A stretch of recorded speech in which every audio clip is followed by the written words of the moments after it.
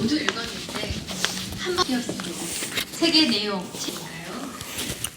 윤종훈은 반사적으로 바닥으로 손을 뻗는다. 놓으셨고 그래서 어머니께서는 할 수 있는 모든 일을 다니셔야 제목이 있습니다. 학교에 들어가기 전에는 삼시세끼라는 관용어가 긴장을 많이 하셨어요. 박수 한번 부탁드릴게요. 고맙습니다. 아니 눈물 날 걸 예상하셨어요? 손수건을 들고 오셨길래 저는 오늘 이 플래카드를 보면서 깜짝 놀랐어요. 제가 요새 눈이 나빠서 글자를 잘못 읽거든요. 근데 분명히 윤종훈 콘서트여야 되는데 운 좋은 콘서트로 보이는 거 있죠. 아, 운 좋은 사람이구나 저 사람. 운이 왜 좋은지는 또 책에 나와 있는데요.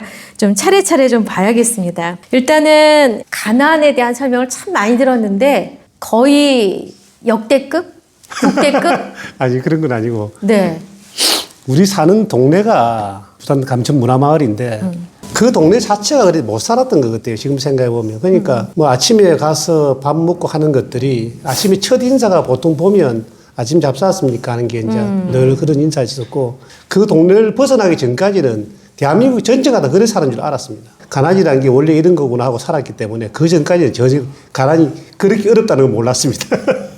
근데 참 놀라웠던 것이 외할아버지께서 돌아가시면서 상당한 그래도 그 당시로서는 네, 그렇죠. 유산을 주셨는데 외할아버지께서 주신 유산을 아버지가 거절하셨어요. 그거면은 식구들이 반년은 먹고 살 게 충분했다는데 왜 거절하셨어요? 아버님이 그 거절했다는 것을 알고 느끼고 한 지가 참 나이가 지나 있었습니다. 국민학교 3학년 때 돌아가신 걸로 기억을 합니다. 그때 남기신 땅이 5마직이니까 지금으로 한 1000평 정도 되겠죠.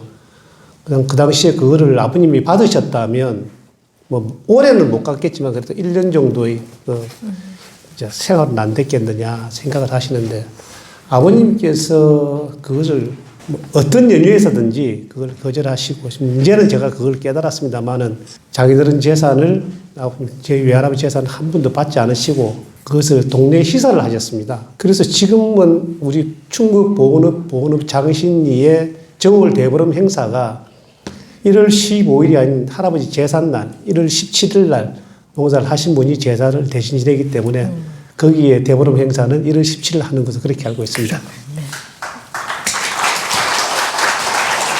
근데 우리 정말 법 없이 살 것 같은 윤종훈 대표가 도둑질을 했어요. 도둑질. 너무 배가 고파서 어머니 쌈짓돈에 있는 10원짜리 5개를 훔쳐서 빵과 우유를 사 먹습니다. 그날 어머니께 허벅지가 피멍이 들도록 회초리를 맞는데 그때 어머니가 이렇게 말씀하세요. 아무리 없이 살아도 훔치는 건 안 된다. 그러나 한 번 정도는 어리석은 실수라 여기고 용서할 수 있다. 내가 참을 수 없던 것은 네가 한 거짓말이다. 너는 거짓말을 해서 너 자신과 네 양심을 지키지 못했다. 이 말씀으로 인간 윤종훈의 인생의 모토는 정직이 돼버린 것 같습니다. 어머니는 어떤 분이셨습니까? 내가 사실 북코스들 하면서 이 울음으로 초반부터 제가 울고 있습니다. 저도. 박수 한번 주시죠. 크게 천천히.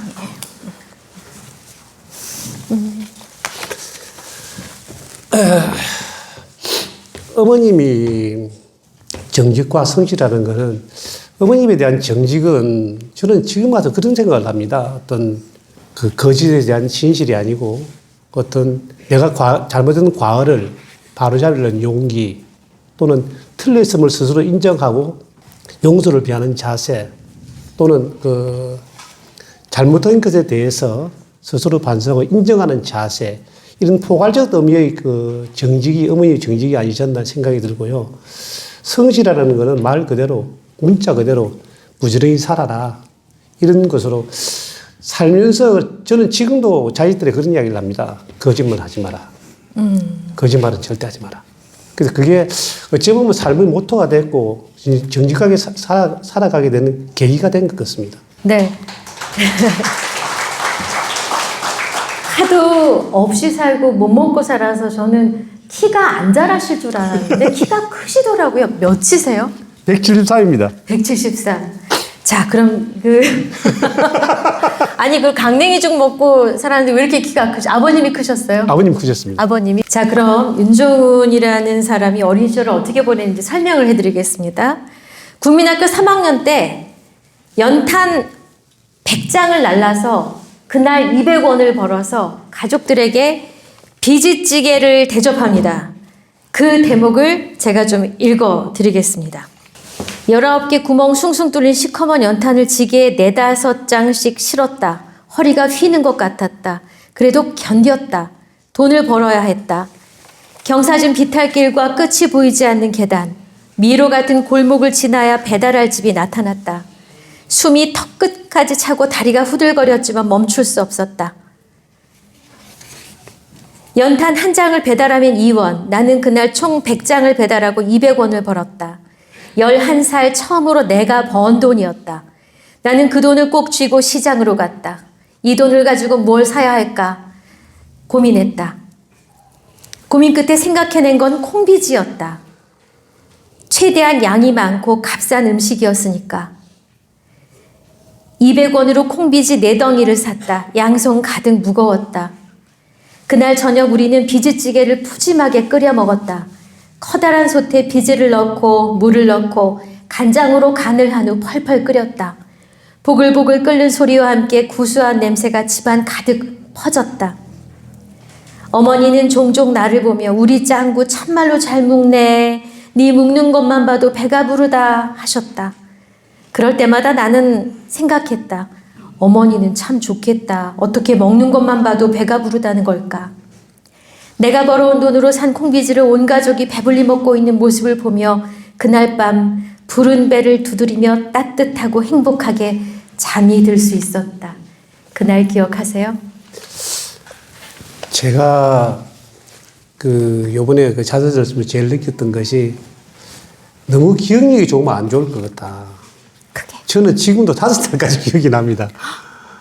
너무 새록새록해서 좀 기억력이 지어졌으면 좋겠는데 그나마 사진이 없어도 기억을 할 수 있어서 좀 반가운 것 같아요. 그때 사실은 그때 내가 학교를 간다고 해놔놓고 가방을 숨기고 우리끼리 농땡이 치고 그날 하루를 갔다가 연탄 배달을 했습니다. 그게 아직도 기억이 새록새록 납니다.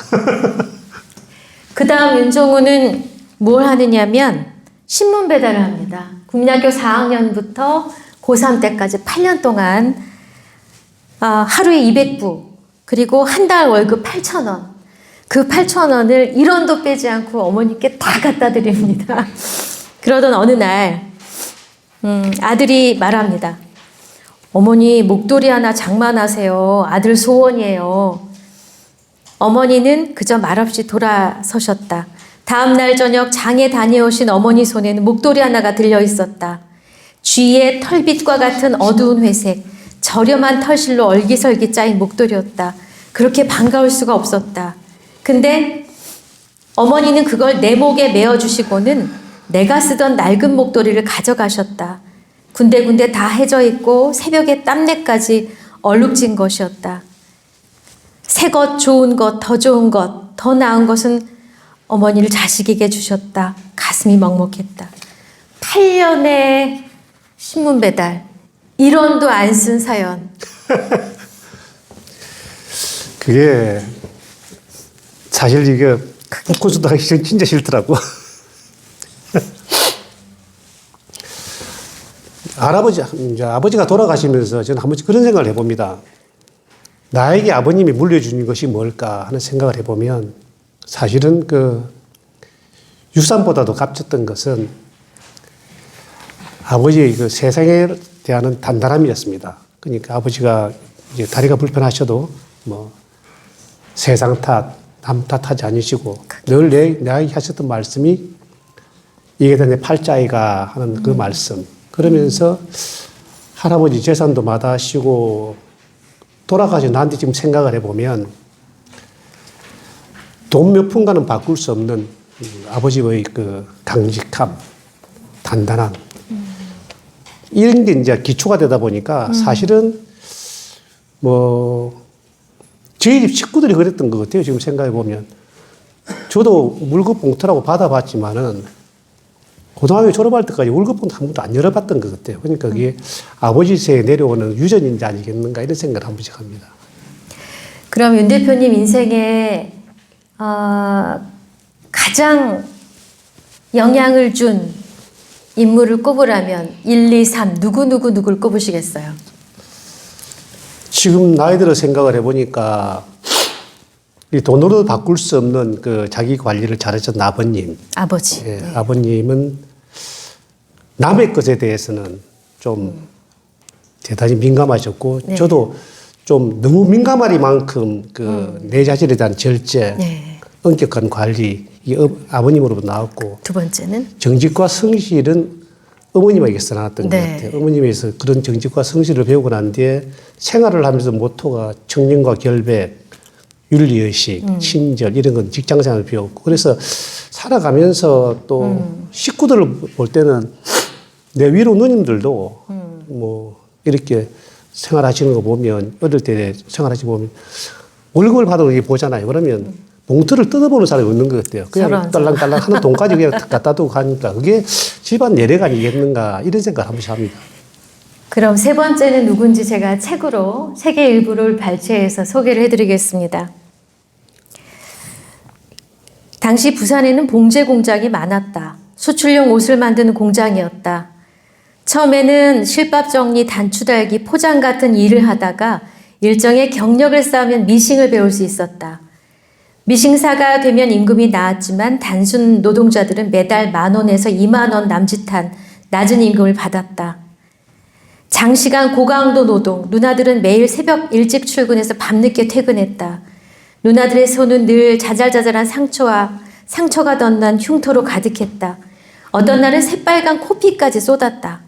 깜짝 놀란 나는 허둥지둥 물수건을 찾아와 큰 누나의 코 아래 대어주며 훌쩍거렸다. 누나는 아무렇지 않은 듯 나를 달래며 웃었다. 누나들이 월급을 타온 날, 그런 날은 부엌 한쪽에 쌀 한 가마니가 놓여 있기도 했다.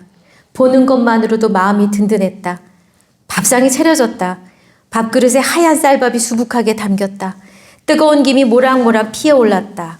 반찬은 간장뿐이었지만 아무 상관이 없었다. 쌀밥만으로도 충분했다. 밥알이 입안에서 터졌다. 쫀득쫀득 씹혔다. 강냉이죽처럼 묵지도 쿰쿰한 냄새도 나지 않았다. 찰진 밥알 하나하나가 느껴졌다. 고소하고 달았다. 한 숟가락 또 한 숟가락 씹을수록 밥의 단맛은 짙어졌고 그 단맛 속에서 지금껏 삼켜온 모든 허기가 녹아내렸다. 그리고 이 누나에 대한 묘사가 조금 더 있기 때문에 제가 마저 좀 보여드리겠습니다. 한 번도 수학여행 가지 않은 동생 윤종훈을 위해서 누나가 월급을 갑을 받습니다. 그리고 이런 말을 합니다. 너는 억울하지 않아? 난 억울했어. 죽어라 이래도 벗어날 수 없다는 게 제일 억울하고 슬펐다. 누나는 나보다 6살 위였다. 나보다 6년은 더 가난했다는 뜻이다. 그러니 궁핍한 생활이 엄증이 날 만도 했다. 네가 수학여행 한 번 안 간다고 이 살림 절대 안 핀다. 청춘이 없고 그래서 추억이 없다는 건 마음까지 가난해지는 일인 거야. 나중에 시간이 더 많이 흐르고 난 다음에 네가 떠올릴 수 있는 기억이 겨우 구두 닦고 신문 돌리고 그거 너무 서러운 일이야. 난 네가 나처럼 사는 게 싫다. 청춘 좀 누리고 이 다음에 이맘때 할 수 있는 것들 다는 아니어도 조금씩은 해보고 살았으면 좋겠다. 누나의 눈에는 눈물이 그렁그렁 맺혔다. 그리고 누나 덕분에 몇 개 없는 사진 중에 추억 사진 하나 생겼다. 갑자기 누님의 웃음소리가 사무치게 그립다. 이 문장을 마치고 나면 안부 전화라도 한 통 드려야겠다. 전화하셨습니까?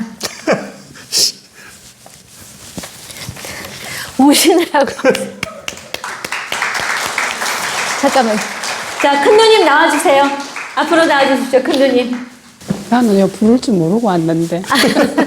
자, 일단 자기소개 짤막하게 성함부터요. 아, 예, 윤종희입니다. 윤종희님. 예, 네네. 윤종훈. 누나. 네, 책 보셨어요? 예. 간단하게 참 어. 전체 다 보지는 못했고 오늘 받았기 때문에 네. 대충 봤습니다. 누님 대목 읽으셨어요? 예. 어떠셨어요? 야가 왜 이런 걸 적었지? 쓸데없는 걸 적어갖고 온동에 소문을 내고 이러노? 이런 생각을 했어요. 그렇게 어렵기만 하고 계속 어렵고 그랬으면은 이런 날이 왔을까요? 근데 부모 밑에서 자란 자식은 어깨에 짊어질 점이 없어요. 나는 그래 살았어요. 나는 하나도 힘들지 않았거든. 엄마 아버지가 계셨기 때문에. 근데 내가 없는 그 공간에 야가 힘이 들었던 것 같아요. 아. 나는 출근하고 없으니까 그 공간에 엄마 아버지하고 같이 있으니 지는 지 나름대로 힘이 들었는데 나는 내가 힘들다고 살아본 적이 없거든. 엄마 아버지가 내 짐을 다 짊어지고 있는데 나는 그냥 그 밑에서만 내 할 도리만 하면 되는데 뭐가 힘이 들었는지 모르겠어요. 책을 보고 내가 야가 왜 이리 힘이 들었나 했다. 힘들다는 생각은 하고 살았지만은 아, 이게 뭐고 이랬다니까요. 그리고 이걸 왜 소문을 내노? 제가 그래 살은 거를. 아니 사실은 아까 그 대목 있잖아요. 나보다 6년은 더 힘들었다는 그 대목이 저는 예. 가슴을 탔는데 그렇게 힘드셨는데 이렇게 초긍정 마인드 슈퍼우먼이세요. 박수 좀 부탁드릴게요. 근데 어린 시절 종훈이가 동생이니까 종훈이가 막 저기 신문 배달하고 연탄도 배달하고 뭐 구두도 따고 뭐 집안을 돌보기 위해 보태기 위해서 애를 썼잖아요. 뭐 싹부터 다른 데가 있었습니까? 싹부터 다른데도 공부를 내가 보기에는 그거는 잠깐 내가 스쳐가는 듯이 했던 것 같고 언제 그런 거 했다 이런 생각은 살짝 들었는데 그래 했는 줄은 몰랐어요. 나도 내 나름 내 혼자 살기를 바빴으니까 그랬는데 뭐라 할까 이 공부를 안 해가지고 내가 뚫고 팬 적은 있거든. 아니 학교 간다고 가는 아이가 어디 이래 뭐 바깥에서 놀고 있는 거야. 그래서 이게 학교를 가야 되는데 학교를 안 가고 바깥에서 놀고 있는 거라. 그래서 올라온나 이래 올라왔길래 책을 몰래 그냥 지 책을 가방을 그 책을 안 넣었지. 네. 다 태우는 것처럼 학교 가지 마라 학교 안 가려면 하고 그거 다 태우는 것처럼 했지 그냥. 그랬더니 어떻게 했어요? 울고 잘못했다고 탁탁 빌더라고. 누나 잘못했습니다 하고 비는데 아 학교 안 가나 가지 마라 해놓고 그 다음날 책을 챙겨가고 줬더니 학교를 가더라고요. 그런 일은 있었어요. 어머니만 무서운 게 아니셨군요. 동생의 지금 모습을 보면 어떤 생각이 드세요? 아니 뭐 뿌듯하고 좋지. 잘 자라 잘 크고 지금도 나이는 이래 많아도 나는 내 동생이니까 저기 와 저래 하노 이런 여러 가지 생각도 나고 그래요. 하는 거 보면. 근데 뭐 보니까 뭐 사랑한다, 뭐 힘내라 이런 얘기를 하실 스타일이 아니셔요. 그죠? 이참에 기회 드릴게요. 정훈아 앞으로 어찌해라 하고 누님이 한 말씀 해주시겠어요? 덕담? 아니 이대로만 잘 살면 됩니다. 지가 잘하고 있으니까. 자, 동생은 누님에게 그날 전화 안 하셨죠? 문장 다 마치고 네. 빨리 저기 하시고 싶은 말씀 얼른 하세요.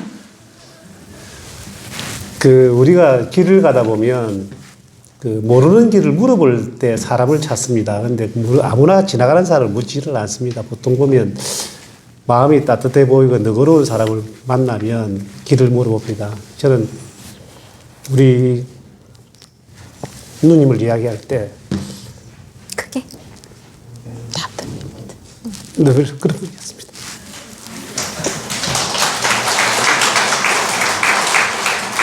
원래도 눈물이 이렇게 많았습니까? 예, 눈물이 좀 많아요. 내가 눈물이 없고 얘가 눈물이 많아요. 알겠습니다. 오늘 큰 누님 사실 막내가 이 길을 지금에 오기까지 정말 중요한 역할을 군데군데 해주셨던 큰 누님 덕분에 여기 있다는 생각이 듭니다. 누님 감사합니다. 감사합니다. 감사합니다. 네.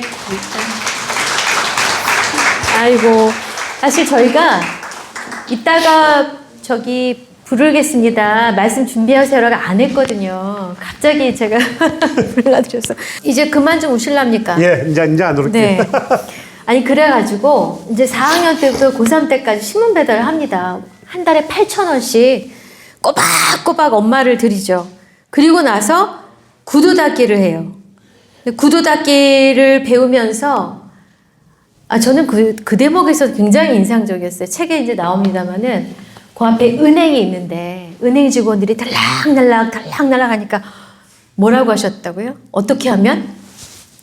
그때 내가 1학년 때 이제 상업은행 앞에서 구두를 닦다가 그 당시 말로 그냥 월급을 얼마나 받느냐 물어보니까 깜짝 놀랐습니다. 그때 월급을 받는 걸 보고. 야, 그래서 내가 얼마래요? 그 당시 내가 물어볼 때 그 당시 월급이 한 20만 원 정도 됐다 그러니까 깜짝 놀랐죠, 저는. 그래가지고 그게 몇 년도였어요? 그때가 79년도 아닙니까? 그러니까 너무 깜짝 놀래가지고 내가 물어봤죠. 그래, 어찌하면 은행 들어갈 수 있냐니까 이 은행은 행운이 내보고 니는 학교는 댕기나 이라길래 학교는 댕기는데 영남자고 야간 댕긴다 하니까 그 형이 하는 소리가 그 학교는 은행 먼저 지급 대상이 아니다 이러더라고. 그래서 그 질로 제가 보수동에 가가지고 중학교 1학년 영어책을 샀습니다. 이거 공부해야 되겠다 안 되겠다 이거 이러다가는 뭐 은행 못 들어가겠다. 그때 한번 대기 쇼크를 많이 받았죠 그때 내가. 그래서 정말 공부를 할 수가 있었나요? 새벽에 신문 배달해야지. 학교 가면 졸지. 월사금모 내서 쫓겨나지 교실에서. 그리고 공부 안 하시다 나중에 공부를 하시게 됐는데 제가 아주 놀란 대목이 있어요. 지금 얼른 제가 찾지를 못했는데 하루 일과입니다. 하루의 일과를 어떻게 보내는가. 그 야간 고등학교 다닐 때 예. 구두 닦기 할 때 그때 일과가 몇 시부터 몇 시였는지 한번 얘기해 주세요. 제가 새벽 4시에 일어나기 시작한 게 지금 초등학교 4학년 때부터 이제까지 일어나고 있으니까 새벽 4시에 일어나서 우리 동네에 그 감천에 가면 지금도 거기 아마 있을 거예요. 당군교라고 그 교가 하나 있는데 거기에 치는 새벽 종소리가 새벽 4시입니다. 4시에 그 소리를 듣고 있나면 아침에 일어나서 이제 신문 돌리고 고등학교 때는 이제 야간을 다니니까 신문 돌리고 나와서 아침 챙겨 먹고 나면 새벽 4시에 일어나서 5시부터 7시까지는 신문 돌리는 시간이고 7시부터 8시 반까지 또한 아침 이제 먹는 시간이고 그러면 이제 가방 둘러매고 걸어서 이제 국제전 걸어가면 보통 제 걸음으로 국제전까지 보통 한 40분, 그냥 50분 걸렸어요. 걸었어. 근데 버스를 타본 적이 없으니까 이제 아무래도 고개를 넘어서 국제전 가서 그래 하고 나면 보통 11시쯤 넘으면 이제 그 학생들 가정학습지를 받아가지고 각 아파트마다 이제 가정학습지 돌려주고 점심 먹고 나면 1시 반부터 이제 구두통 메고 이제 구두 닦다가 그래 이제 4시부터는 이제 야간 수업이 있으니까 4시나 되면 이제 가방 싸들고 학교 가서 4시 40분부터 수업 듣고 그러고 수업 마치면 10시 50분 그러면 이제 거기서 이제 아무래도 산을 걸어 넘어와서 네. 집에 돌아오면 잠자보게 돼요.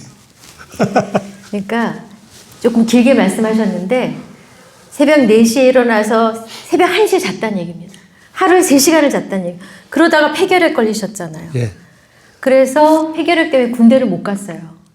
그러면서도 이른바 노가다라는 건설 현장 일을 해야 됐고 거기서 파상풍을 입고 다치고 그 과정들이 다른 사람 인생 한 3사람의 인생을 살아온 게 아닌가 싶을 정도입니다.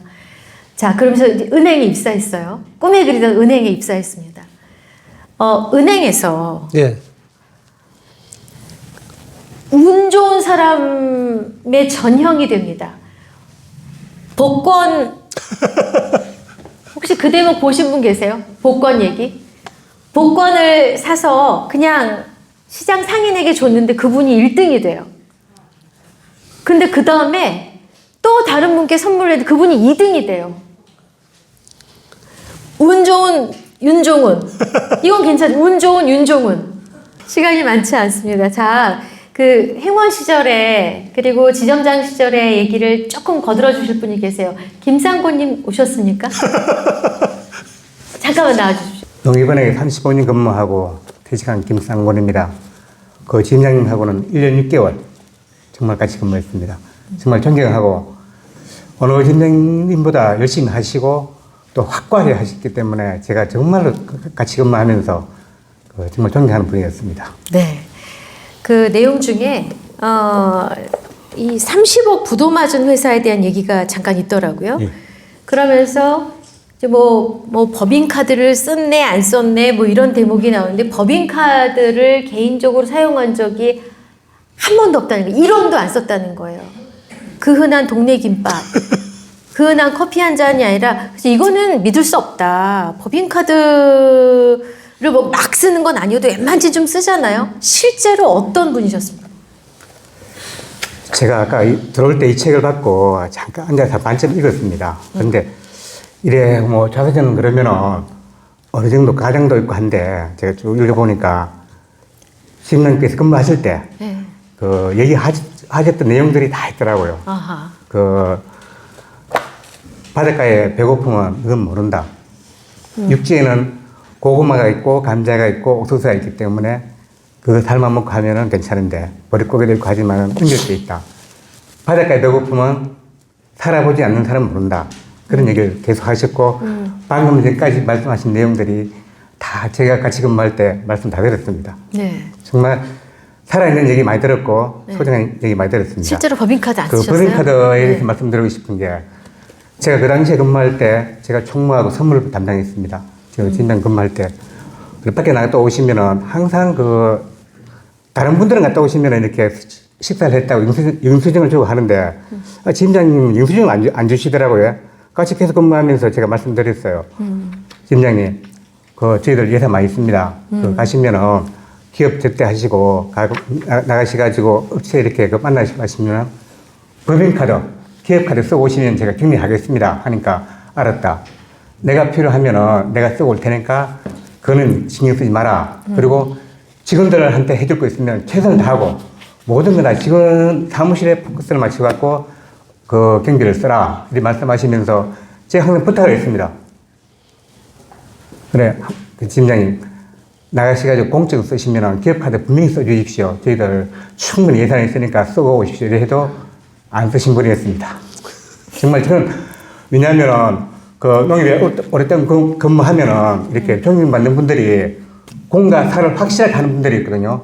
특히 이게 그 경비 쓰는 부분에 대해서 밖에 나가셔가지고 사적으로 공적으로 딱 구분해 오신 분들은 끝까지 평균받는 분이었습니다. 그리고 우리 팀장님 정말 그런 데 대해서는 그 가장 존경하는 분이 있고 최고의 분이었습니다. 알겠습니다. 네, 김상원이 감사합니다. 네, 저는 그 예정에 없이 딱 한 분께 마이크를 좀 드리고 싶어요. 부인이신 손영애님 어디 계십니까? 손영애님 어디 계세요? 네, 잠시만 나와주시죠. 예, 예. 이거 예정이 없었고 원래는 아드님을 잠깐 인터뷰할 생각이었는데. 부인은 제가 안 부를래 안 부를 수가 없어 모셔야겠습니다. 네, 딱 두 가지만 여쭐게요, 사모님. 손영혜님이십니다. 반갑습니다. 네. 네, 죄송해요. 간략하게 넘어가겠습니다. 첫 만나던 날 공부한다고 머리 밀고 눈썹 밀고 하얀 고무신 신고 미팅에 나갔대요. 그 사람이 뭐가 좋으셨어요? 글쎄, 저도 잘 모르겠습니다. 근데 눈썹을 밀었다는 걸 제가 그때 기억이 없는 거예요. 그냥 보기에 그냥 괜찮아 보였어요, 제 눈에는. 고무신 신었는데. 고무신 신었는데도 그러니까 콩깍지가 씌었는지 그게 잘 안 보여졌어. 근데 너무 어려우니까 내가 사는 모습을 보여주면은 지풀에 꺾여 그만두려니 싶어서 지하방에 일부러 데려갔다 그래요. 그때 네. 오히려 떨어지기는커녕 뭐라고 하셨다고요? 다음번엔 어머님 아버님. 네. 아니, 어머님 아버님도 그렇고 저희 집에도 네. 엄마 아버지가 할머니를 모시고 계셨고 네. 그렇기 때문에 그냥 같이 세대가 같이 산다는 데 대해서 그냥 당연하게 그냥 생각을 했었어요. 그리고 저희 집도 그렇게 잘 사는 집이 아니었기 때문에 뭐 집안에 대해서나 이런 거에 대해서도 크게 저한테는 안 와닿았어요. 그때는 뭐 그냥 사람 사는 게 다 이런가 보다. 그렇게만 생각했습니다. 마지막 하나 네. 하나만 더 여쭤볼게요.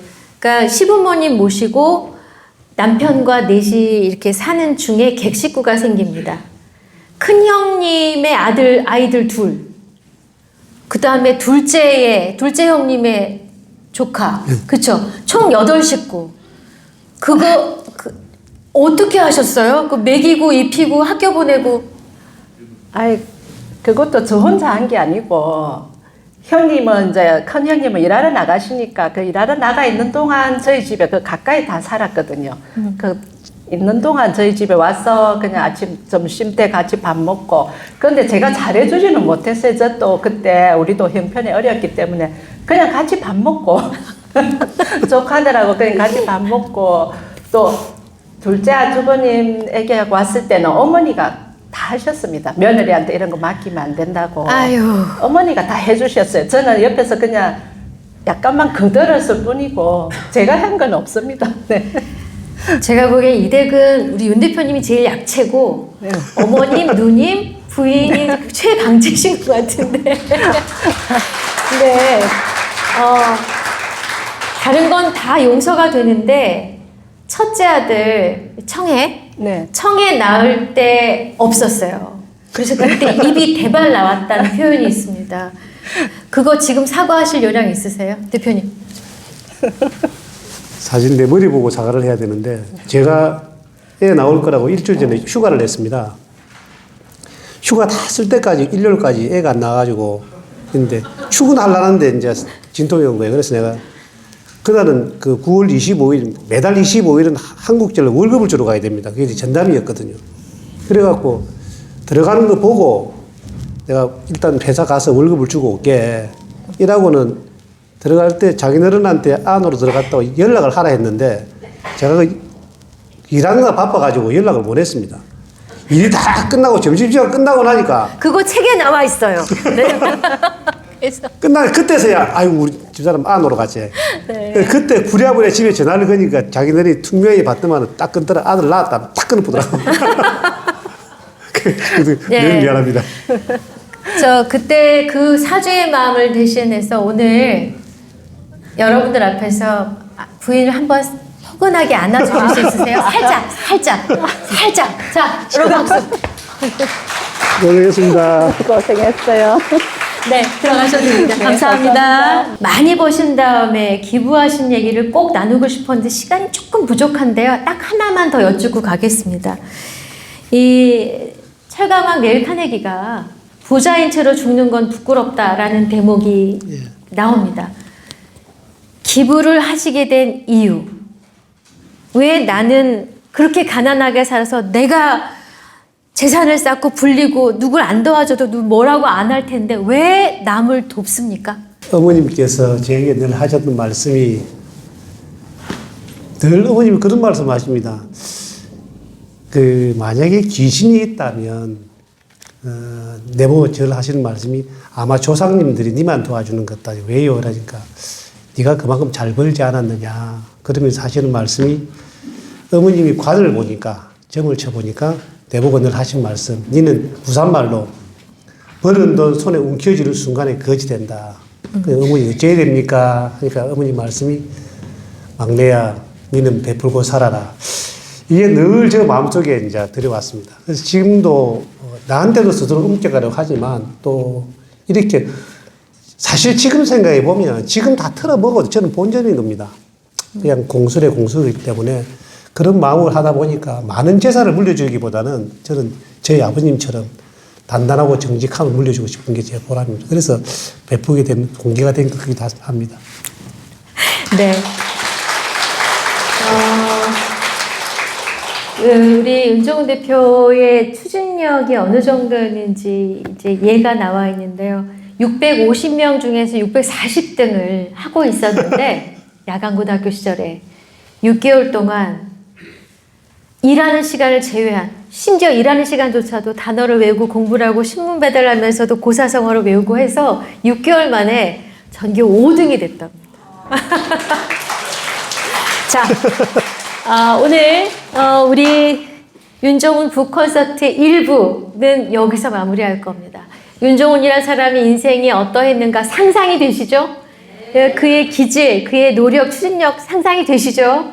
잠시 후 2부에서는 고성국 박사님과 더불어서 윤종훈에 대해서 좀 더 파헤쳐 보도록 하겠습니다. 잠시만 기다려 주십시오. 고맙습니다. 잠깐 쉬십시오. 여러분 반갑습니다. 고성국입니다. 이익선 앵커가 여러 아나운서들이 있고 게스트들이 있는데 전달하는 게 아주 대단히 뛰어난 아주 훌륭한 진행자입니다. 고생하셨으니까 박수 한번 해주십시오.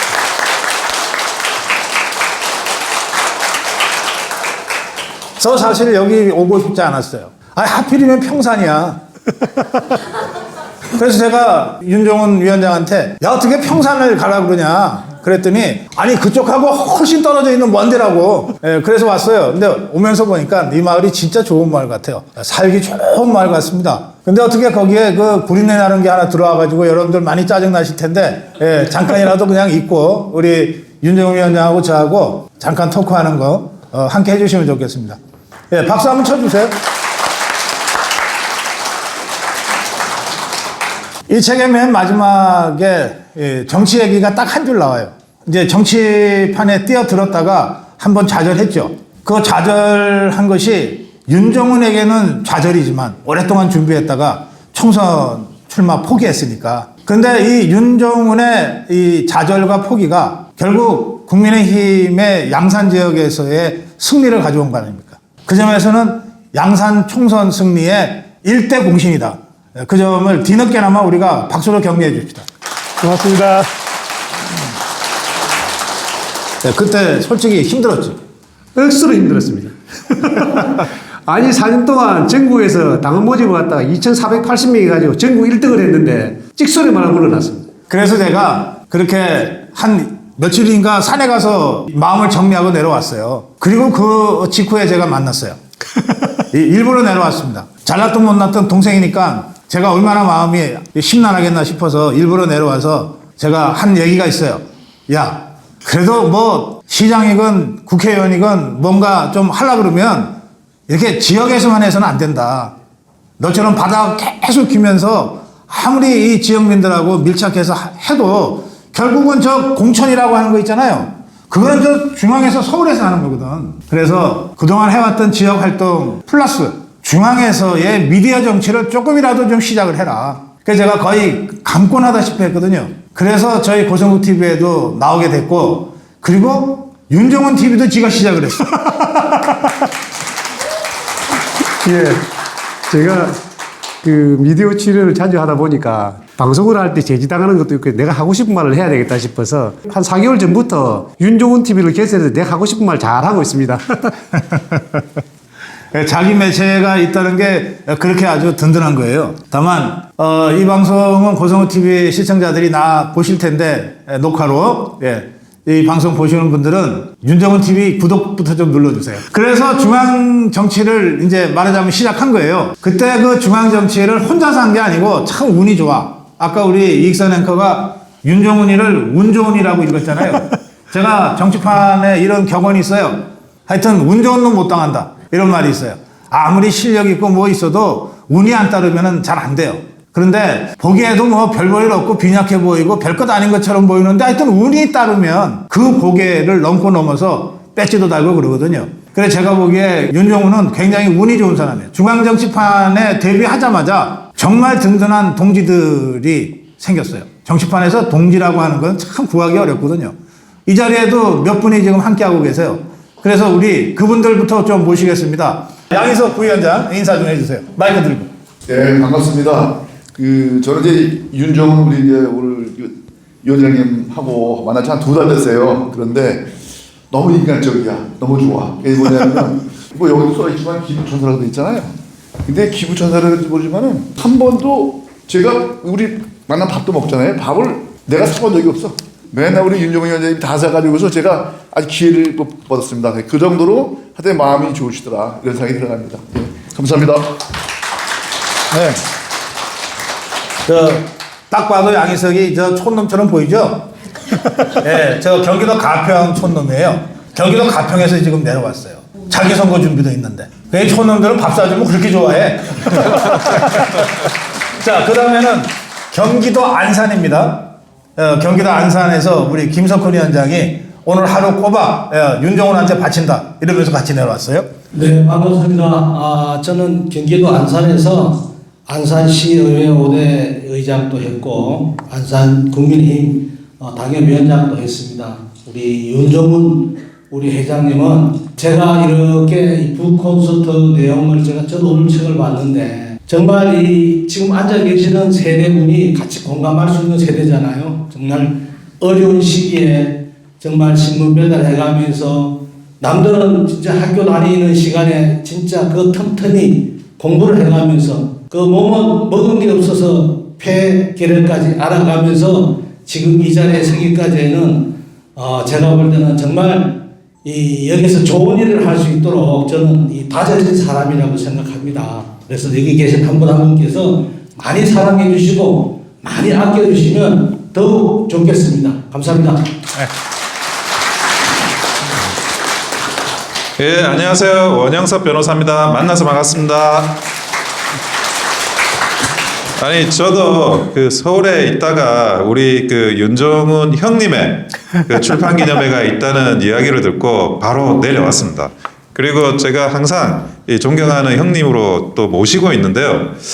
저는 보수가 무엇인가라는 그런 질문에 그렇게 생각을 합니다. 힘들게 자기의 그런 주어진 환경을 극복하고 그리고 어느 자리에 성공을 하고 그렇게 성공을 한 걸로 다시 한번 또 다르게 또 새롭게 커나가는 사람들을 또 도와주고 그것이 보수라는 생각을 합니다. 그런데 그 보수의 이념에 가장 적확한 그런 인재가 저는 윤정훈 회장님이라고 생각합니다. 안 그렇습니까, 여러분? 맞습니다. 그리고 이 자서전에도 그 내용이 너무나 정확하게 적혀져 있기 때문에 저는 우리 윤정훈 회장님이 이 보수에 딱 맞는 인재로서 앞으로 여러 가지 일을 하실 거라고 믿어 의심치 않습니다. 감사합니다. 이 두 사람 공통점이 하나 있어요. 지난 선거 때 완전히 낙동강 오리알 돼버려. 이 원영섭은 당에서 법률대책 팀장 이런 걸 계속 맡았어요. 이게 뭐냐면 좌파 것들하고 계속해서 법률적으로 싸우는 일이에요. 그래서 자기 선거도 있는데 이 사람 지역구는 원래 부산 진구예요.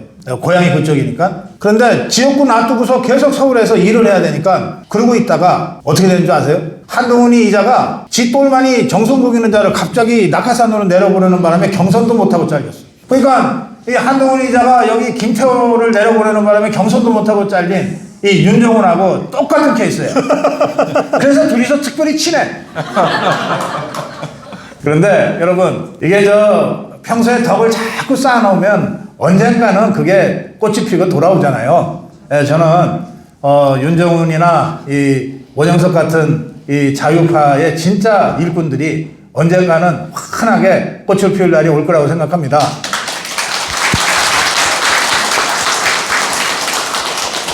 거의 원영석이 참 미련해.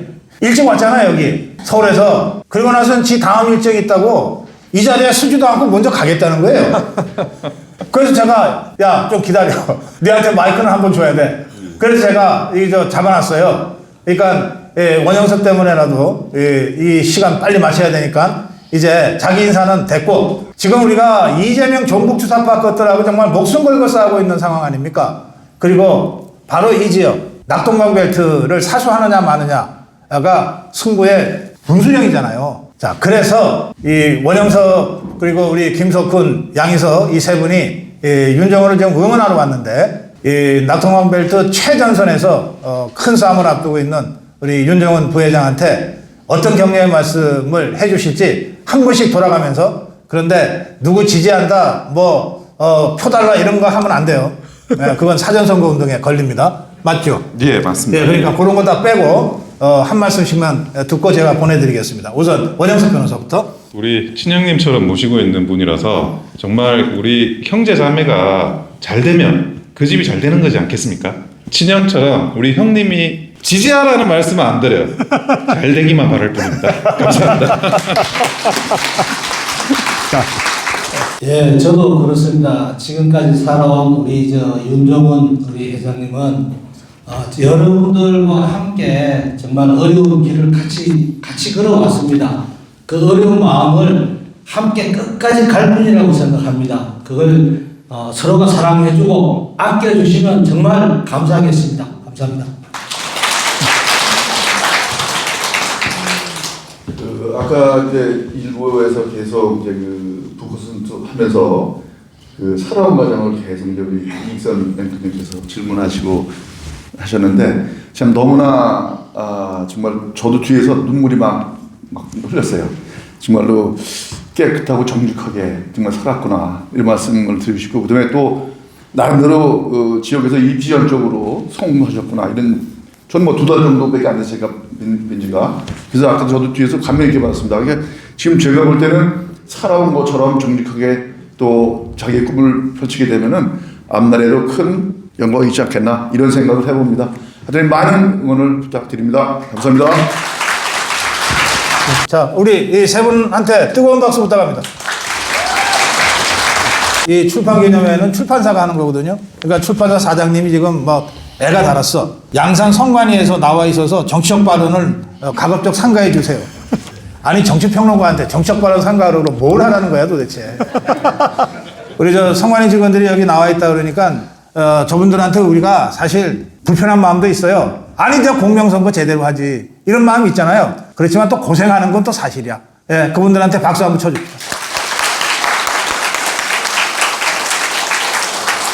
지금 우리가 6월 지방선거를 앞두고 있잖아요. 지역의 살림을 사는 사람을 뽑는 선거긴 하지만 모든 선거는 다 정치적 선거예요. 왜냐하면 주권자인 여러분들 한 분 한 분의 정치적 의견이 표현되는 것이기 때문에. 그래서 어떤 경우에도 이건 심판선거일 수밖에 없어요. 그래서 지금 국민의힘에서도 비록 지방선거지만 내년 6월 지방선거는 이재명 정권의 폭압을 저지할 수 있느냐 없느냐. 더 나아가서 대한민국이 이대로 무너지느냐 아니면 회생할 수 있는 계기를 잡느냐라고 하는 절체절명의 선거다. 이렇게 성격 규정을 하고 장동혁 당대표부터 당장 오늘 부산에서 울산에서 또 내일은 창원에서 국민대회를 하면서 우리 국민들한테 직접 호소하고 있습니다. 제가 우리 윤정훈 부회장은 여러 이 집회 현장에서도 함께 다니기도 하고 같이 보기도 했는데 그리고 특히 지난 대선 때는 중앙 정치 무대에서 사실은 굉장히 활약을 많이 했습니다. 이 지역에는 그런 이야기들이 다 전달되기가 아마 어려웠을지 모르겠습니다만은 그래서 윤정훈 부회장이 이제 진짜 제대로 한번 정치해보겠다고 다시 시작을 한 상황이라서 제가 첫 질문을 이렇게 드릴게요. 이건 이제 우리 토크의 첫 번째 질문이에요. 이게 좀 너무 어려운 거 아닌가? 쉬운 거 해주세요. 자, 첫 번째 질문. 윤정훈이 생각하는 정치란 무엇이냐? 한마디로 간단하게 하면 정치는 권력이 아니고 성금입니다. 뭐라고? 권력이 아니고 섬김입니다. 섬김? 네, 섬김. 사투리 너무 심하다. 섬김. 네. 정치는 그리고 봉사인 겁니다. 봉사. 예, 그래서 그 시민을 위한 그 정치라는 것은 제가 생각하는 건 섬김과 봉사의 정치입니다. 이 간단하게 단정 짓고 싶습니다. 섬김과 봉사가 정치다. 네. 어떻게 섬기시려고? 제가 뭐 살아온 대로 섬겨야죠. 내가 부모님을 섬기고 또 사회 동료들을 섬기듯이 저는 섬길 때 항상 성실과 정직, 청명 요 세 가지만 가지고 가면 이때까지 제가 아무도 거지같이 살아도 없이 살아도 여기까지 왔는데 이거 하나 못 하겠습니까? 몇 개 넘으면 뭘 몇 개 놔도 잘할 자신 있습니다. 저는. 좋아요. 좋은데 여러분 이런 대목에서 박수 치시고 싶지만 쉽게 박수 치시면 안 돼. 자 보세요. 제가 정치평론만 40년 했어요. 대부분의 대선 후보자, 대통령 된 사람들, 국회의원 수백 명을 제가 다 만났고 인터뷰했고 오랫동안 인연을 갖고 있어요. 또 지금 현역 국회의원들 중에는 제 친구들, 제 후배들, 동생들이 참 많아요. 그런데 이상하게 말이죠. 정치 입문을 하기 전에 내가 알던 그 사람과 배지 달고 난 다음에 뭐 시장 군수 된 다음에 도지사 된 다음에 대통령 된 다음에 그 사람이 확 달라져. 달라지는데 시간도 많이 안 걸려. 어떤 자는 보름 만에 달라지더라고. 보통 평균 3개월에서 6개월이면 사람이 달라져. 표정이 달라져요. 물론 그 중에도 수십 년을 같이 해도 배지를 달아도 장관이 돼도 대통령이 돼도 변하지 않는 사람이 있어요. 그건 너무 귀한 거야. 드문 거야. 그래서 제가 두 번째 질문이에요. 변하지 않을 자신 있냐? 다른 건 몰라도 제가 아버님한테 물려받았던 이런 정신세계 내가 스스로 생각하는 병적이니만큼 저는 저한테 엄격합니다. 그래서 이 엄격한 마음을 가지고 이때까지 사람을 대하고 생활을 해왔기 때문에 내를 알고 내를 알았던 사람들이 저를 평가하기를 딱 한마디로 합니다. 니 너무 그렇게 살지 마라 부러진다. 저는 대쪽처럼 살았습니다. 그래서 내가 한번 한 일은 절대 변하지 않기 때문에 뒤로도 내가 무슨 일을 하더라도 지금의 이 스탠스는 변하지 않을 겁니다. 그건 확실히 자신할 수 있습니다. 그래요? 대쪽처럼 살겠다. 남한테 엄격하겠다. 야, 청해야. 너도 나와. 이 방송 나가고 싶어 왔다 갔다 하는 것 같죠? 박수로 좀 환영해 주세요. 윤종훈 위원장의 아들이에요. 이름이 청해예요. 청해. 윤청해 맞지? 예. 이 청해가 윤종훈의 호래. 그러니까 자기 분신이라고 생각하는 것 같아. 우선 인사부터 드려야지 어르신들한테. 처음 뵙겠습니다. 윤종훈의 아들 윤청해라고 합니다. 반갑습니다. 보통 가족들은요, 집안에서 가장이 정치한다 그러면은 진짜 쌍심비를 들고 말리거든? 근데 청해는 별로 안 말렸던 것 같아요. 내가 알기로. 왜냐하면 아버지를 정치판에 쫓아내고 지가 회사 경영하겠다고 그랬던 것 같아요. 내 말 맞지? 꼭 그런 건 아니었는데 지금 그런 것도 좀 있지? 그래도 열심히 하시고 계시니까 뭐 꼭 그렇게 되셨으면 좋겠습니다. 네, 회사 걱정 말라고 평소에 얘기한대. 아들한테 회사를 맡기고 정치판에 나왔어요. 기분이 어때요? 저는 뭐 사실은 제가 제 호가 청해라고 하면서 저한테 주면서 한 말이 있습니다. 네 이름 더럽히면 아버지 이름 더럽히는 거다. 이래서 지는 네가 네 이름 더럽힐 순간에 그 아버지 호기 때문에 내 이름 더럽힌 거다 하기 때문에 내가 경영했듯이 제가 경영을 잘 할 거라고 저는 그 믿음 없지 않습니다. 아까 저랑 얘기하면서 정치 섬김이라고 그랬는데 잘할 수 있냐 그랬더니 갑자기 아버지 어머니 막 끌어대면서 잘할 수 있다 그랬잖아요. 그 이번에는 아들 끌어대면서 잘할 수 있다. 아버지한테 정치하는 아버지한테 한마디 해주세요. 아버지 제가 봤던 아버지 모습 그대로 똑같이 해주신다면 뭐 더 좋은 결과 있지 않을까 믿어 의심치 않습니다. 응원합니다. 자, 고맙습니다. 박수로 좀 정리해 주세요. 근데 아까 대쪽 갖고 추상같이 하겠다 그랬는데 저 좌파 것들도 추상이라는 표현을 자주 써요. 특히 이 문모식이라는 자가 청와대에다가 뭘 걸었냐면 춘풍추상이라는 걸 걸었어. 원래 이 뜻은 자기한테는 추상 같고 남한테는 춘풍같이 해라는 건데 이것들은 거꾸로 했어. 자기한테는 춘풍같이 하고 남한테 추상같이 한 거야. 예, 그래서 우리가 그 좌파 것들을 위선적이라고 비판하는 거예요. 지금의 이재명 세력 포함해서 문재인, 이재명 할 것 없이 다 위선적이다. 자, 이렇게 얘기합니다. 바로 그 정치판에 들어와서 초심을 잃지 않고 자기 원칙대로 올곧게 한다는 게 쉽지 않습니다. 그게 시장이든 국회의원이든 장관이든 쉽지 않아요.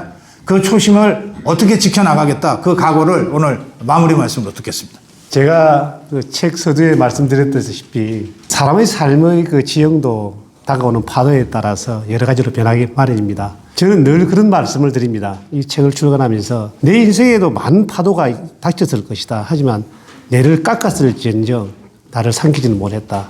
내가 이 모진 바람과 바람을 겪으면서 내 스스로 인생의 방향을 잃지 않으려고 무진 노력을 했기 때문에 지금 나에게 어떤 일을 맡겨주신다 그러면 이때까지 살아온 대로 청년길복하게 모든 일을 잘 해낼 수 있겠다. 그리고 제가 좀 병적일 만큼 저한테 좀 엄격한 편입니다. 이게 시민에게 다가갈 수 있도록 최선을 다하는 모습을 꼭 보여드릴 기회를 한번 주십시오. 고맙습니다. 예. 파도가 나를 깎아낼 수는 있을지 몰라도 나를 삼키지는 못한다. 이게 이 책의 제목이에요. 파도가 나를 삼키지는 못한다. 예.